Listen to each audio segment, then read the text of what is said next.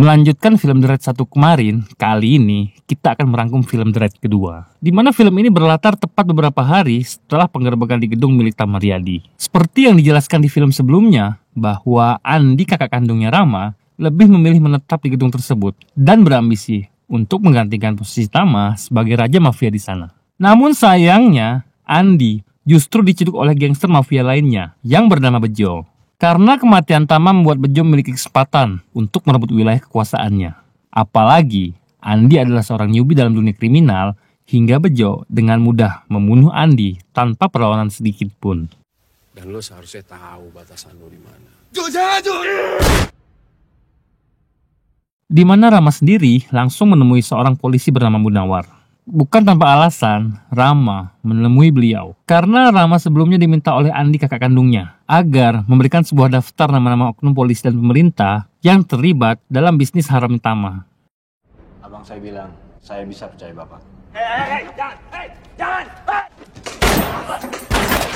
Mengetahui hal itu, Munawar pun langsung mengajak Rama untuk bergabung bersama timnya. Untuk mengungkap serangkaian nama-nama oknum tersebut, termasuk Reza, nama yang disebut oleh Tama di film sebelumnya. Sempat menolak karena Rama melihat secara langsung kesadisan Munawar yang menembak mati Latan Wahyu. Saya nggak tertarik. Namun setelah Rama tahu bahwa sang kakak telah tewas dibunuh oleh Bejo yang kita lihat di awal film tadi, Rama akhirnya bersedia menjalankan misi tersebut. Abang gue, siapa muda dia? Namanya Bejo. Terus gimana? Misi Rama sendiri adalah mengungkap nama-nama serta bukti para oknum polisi dan pemerintah yang terlibat dalam bisnis haramnya Tama. Yang mana target utama mereka adalah seorang bos mafia Indonesia terbesar bernama Bangun. Ini fotonya. Dan untuk dapat masuk ke dalam circle-nya Bangun, Rama terlebih dahulu harus mendekati anaknya bernama Ucok. Selain itu, Ucok sendiri saat ini sedang berada di dalam penjara. Sehingga mau tidak mau, Rama harus menyamar menjadi penjahat dan ditangkap. Hingga Rama dapat mendekati Ucok di dalam penjara. Lu harus gue tangkap. Sebelum itu, Rama juga diminta untuk menghajar seorang anak pejabat yang berperan sebagai pemasok dana terbesar di gengnya Bejo. Agar saat di dalam penjara, Ucok sedikit respect terhadap Rama. Karena orang yang sudah membuat Ucok di penjara adalah pria tersebut. Dan selama di penjara, Rama mengganti namanya menjadi Yuda untuk menutupi identitas aslinya. Jadi sekarang kita sebut Yuda ya, Lur. Dia di mana?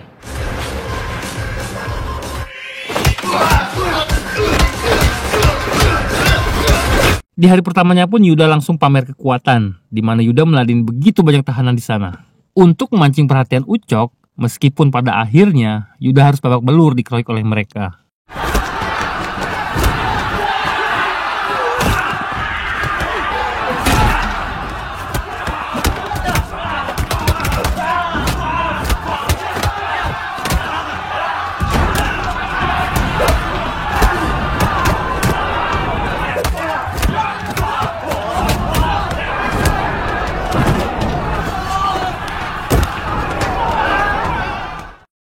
Ya, usaha Yuda pun tidak sia-sia. Lantaran saat dia makan siang, Ucok, sang anak mafia terbesar di Jakarta, menghampirinya dan menawarkannya bergabung dengan kelompoknya. Orang seperti lu pasti kepake deh. Namun karena Yuda tidak ingin dianggap pria gampangan yang mudah menerima ajakan dari siapa saja, Yuda menolak untuk sementara waktu. Gue gak mau ngabisin waktu untuk tendang-tendang di toilet. Hal itu pun membuat Ucok semakin penasaran terhadap sosok Yuda. Hingga saat jam kunjungan, Ucok pun bertanya kepada tangan kanan ayahnya yang bernama Eka tentang siapakah Yuda dan bagaimana latar belakangnya. Di mana Eka mengatakan bahwa Yuda hanyalah orang kampung biasa yang pintar bertarung dan yang membuat seorang anak menteri lumpuh. Yuda namanya, dari kampung. Dia bikin anaknya menteri favorit lumpuh di klub kosan. Hingga pada suatu waktu para tahanan sedang berada di lapangan dengan hujan deras yang membuat semua orang berteduh di pinggir lapangan. Di mana di situ Yuda melihat seorang tahanan yang bernama Bemi. Awalnya Bemi ini merupakan bawahannya Ucok yang bertugas melindungi Ucok di penjara ini. Namun karena atas perintah seseorang, Bemi pun akhirnya berkhianat dan berniat membunuh Ucok saat itu juga.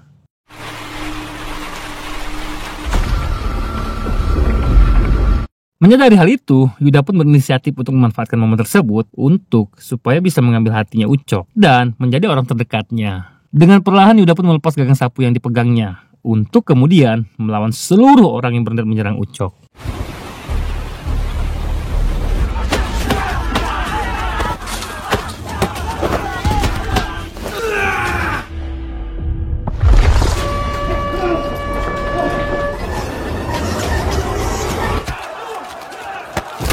Ya, pertarungan antar napi pun pecah, di mana Yuda dengan brutalnya menghajar satu persatu tahanan. Bahkan, ada salah satu tahanan bule yang dia tumbuk menggunakan sebuah batu besar.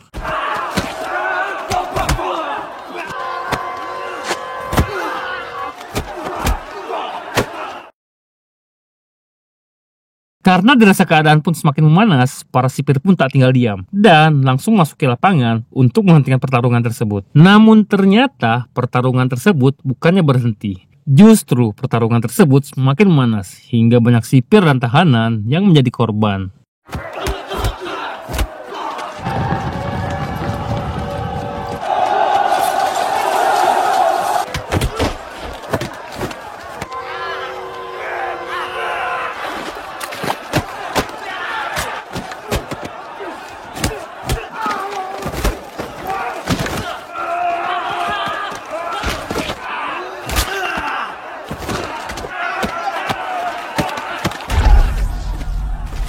Sampai akhirnya Yuda sadar bahwa Bemi berniat menyerang Ucok. Dengan cepat Yuda pun mendekatinya dan menyerang Bemi terlebih dahulu. Dan di momen inilah Ucok merasa bahwa dirinya berhutang budi kepada Yuda.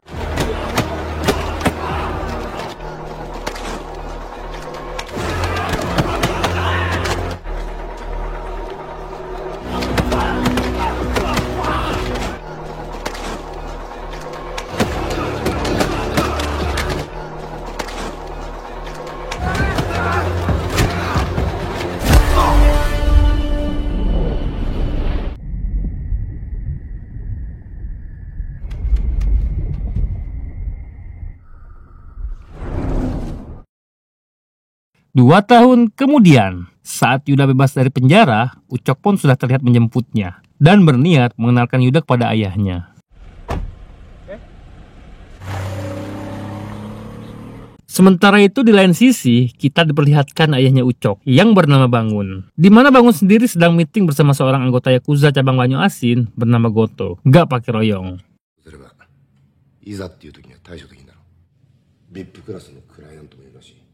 Tak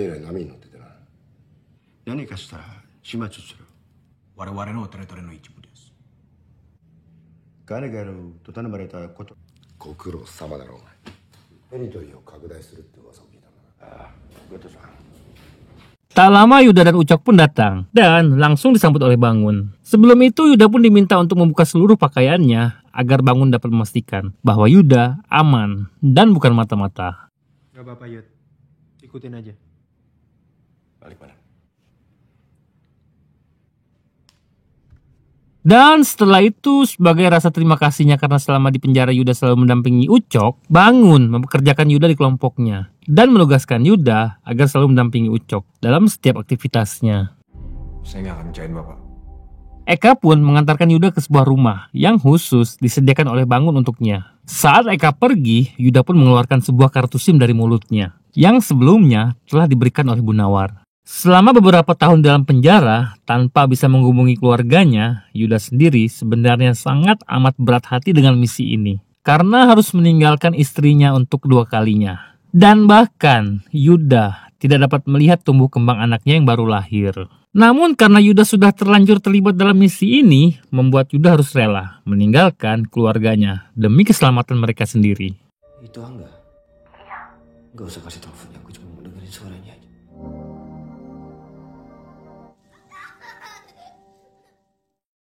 Keesokan harinya, Ucok, Eka, Yuda bersama figuran lainnya pergi ke sebuah tempat untuk menagih uang keamanan dari seorang pengusaha bisnis video dewasa. Yang bosnya sendiri merupakan mantan preman pensiun. Dan tidak lain tidak bukan, yakni Muslihat alias Kang Mus. Sebagai seorang pelaku usaha bisnis video dewasa yang berlindung atas nama besarnya Bangun, Kang Mus pun sudah mengetahui maksud kedatangan Ucok dan pasukannya untuk menagih uang keamanan seperti biasanya. Namun Ucok mengetahui bahwa bisnis Kang Mus sudah memasuki ke bisnis pengedaran narkotik pun meminta uang tambahan, yang membuat Kang Mus tentu menjadi keberatan. Yang di dalam amplop ini cuma cukup untuk nutupin usaha bokep lo.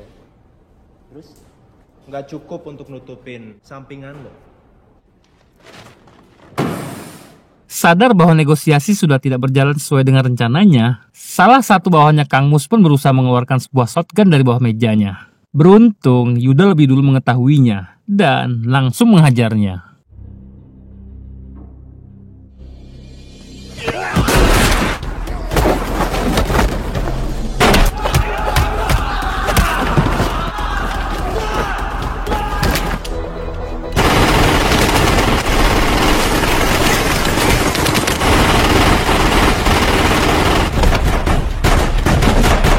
Saat Kang Mus berusaha melarikan diri, Yuda pun berhasil menangkapnya dan kemudian menghajarnya hingga Kang Mus benar-benar tewas dengan kondisi mengenaskan.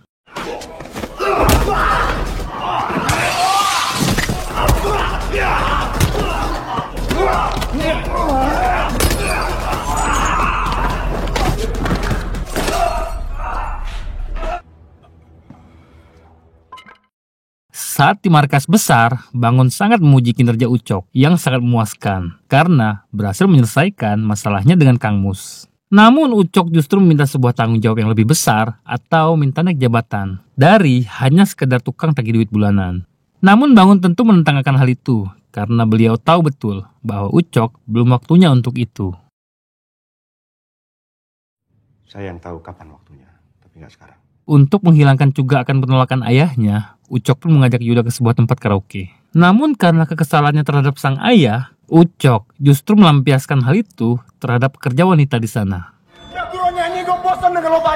Namun di tengah-tengah itu tiba-tiba Ucok keluar yang nampak ditelepon seseorang. Yuda yang memanfaatkan momen tersebut pun langsung menyelipkan sebuah alat penyadap di dalam dompetnya Ucok. Sementara itu di lain sisi, Bangun sendiri sedang menemui seorang pembunuh bayaran langganannya bernama Prakoso. Awalnya di sini aku kira si Prakoso ini adalah Mad Dog yang berhasil dihidupkan kembali sama Orochimaru. Dengan jurus Edo Tensei-nya itu ya. Edo Tensei kalau salah ya. Itu jurusnya Orochimaru itu yang untuk hidupin orang mati.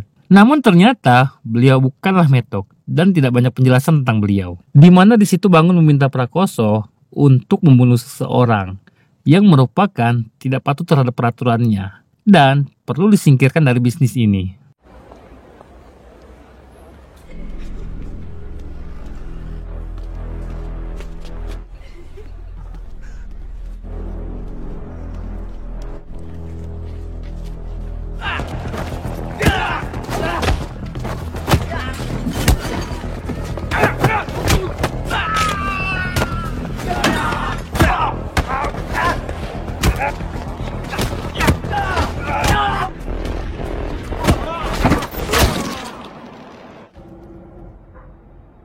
Bersamaan dengan itu, di lain sisinya lagi, ternyata Ucok sebelumnya menerima telepon dari Bejo. Di mana Bejo menawarkan sebuah kerjasama karena dirinya sangat menginginkan sebuah wilayah kekuasaan gengnya orang Jepang, yakni Goto, yang merupakan sekutu dari ayahnya Ucok. Namun Bejo menginginkan wilayah tersebut dengan cara yang tidak baik, yakni secara paksa. Sedangkan Ucok sendiri meminta bantuan Bejo untuk mengkudeta kepemimpinan ayahnya. Dan untuk meyakinkan bisnisnya tersebut, Bejo memberikan sebuah hadiah berupa kesempatan untuk Ucok agar bisa balas dendam terhadap napi-napi yang pernah menyerangnya di penjara. Yang diantara mereka terdapat Bemi yang kita lihat sebelumnya. Wilayah Jepang yang saya mau. Wilayahnya strategis untuk saya memulai bisnis.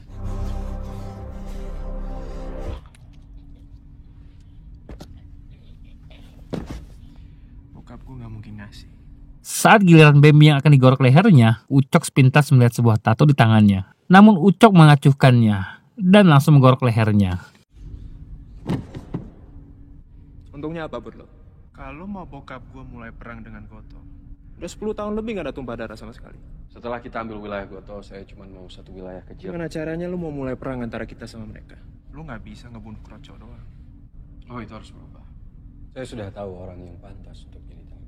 Hal itu pun menegaskan bahwa Ucok menerima penawaran kerjasama tersebut. Mereka pun mulai mengadu domba kubu Goto dan Bangun, di mana Bejo memerintahkan begitu banyak anak buahnya untuk membunuh Prakoso di sebuah klub malam.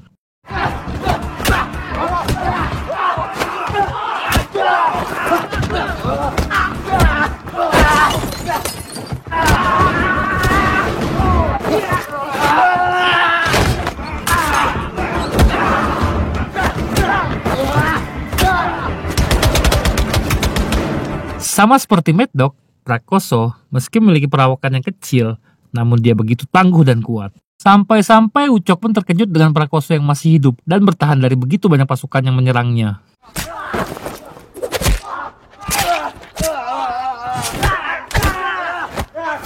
Tak hanya itu, di luar gedung, Prakoso yang sudah kelelahan dan berdarah-darah pun sudah ditunggu oleh Bejo, yang sedang duduk manis di dalam mobilnya. Bersama salah satu komandan bawahannya yang bernama Cecep, yang diberi julukan The Assassin.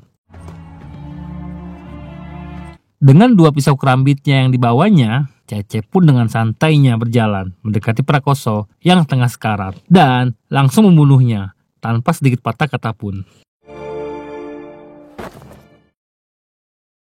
Insiden itu pun menjadi alasan Ucok untuk memfitnah Goto dan pasukan Jepangnya yang telah membunuh Prakoso yang begitu banyak jasanya untuk keluarga mereka. Padahal dia sendirilah yang telah merencanakan semua itu. Cina-Cina bilang mereka ngelihat orang-orangnya Goto nyerang Prakoso di Dan kepala orang sama pergi ke perang itu 2 hal yang berbeda. Mereka hianatin kita. Kita harus bales. Ucok pun meminta Bangun agar membalas serangan tersebut pada Goto. Namun dengan bijaknya Bangun mengatakan bahwa kalaupun emang Goto pelakunya, dirinya tetap tidak akan membalas dan akan merundingkan secara baik-baik. Karena dikhawatirkan akan terjadi pertumpahan darah atau perangan antar mafia Indonesia melawan Yakuza Jepang. Yang padahal itulah tujuan Ucok yang sebenarnya.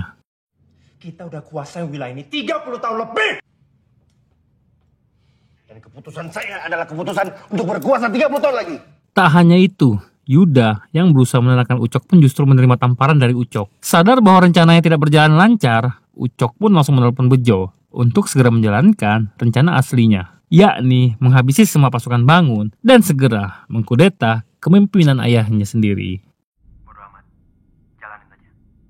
Bejo sendiri memiliki 3 komandan bawahannya yang memiliki senjata ciri khasnya masing-masing. Yang pertama ada Metal Bat. Sebenarnya nama asli orang ini Baseball Batman lur, tapi karena mengingatkan aku dengan Metal Bat di One Punch Man, jadi sebut aja Metal Bot. Di mana Metal Bat ditugaskan untuk menghabisi anak buah Bangun di lapangan.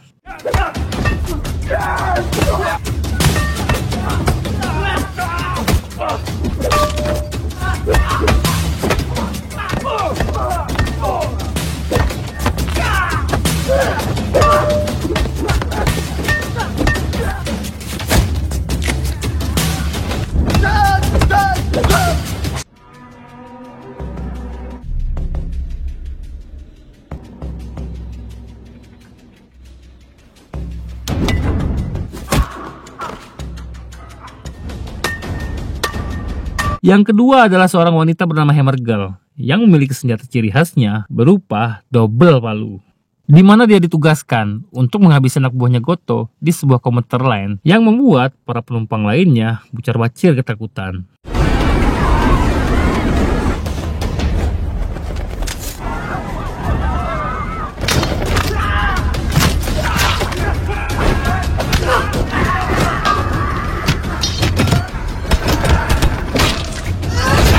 Dan yang terakhir, tiada lain tiada bukan, dia adalah Kang Cecep atau The Assassin. Bukan untuk mesum atau nyepi di semak-semak, beliau dengan mudahnya membunuh para pasukan Bangun tanpa perlawanan sedikit pun.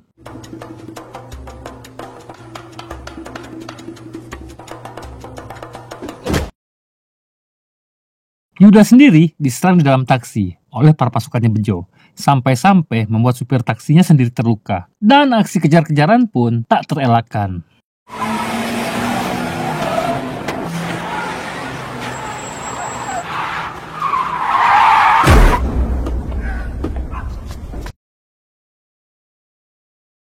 Sampai akhirnya di sebuah restoran, Yuda mengalahkan satu persatu pasukannya Bejo dengan mudah.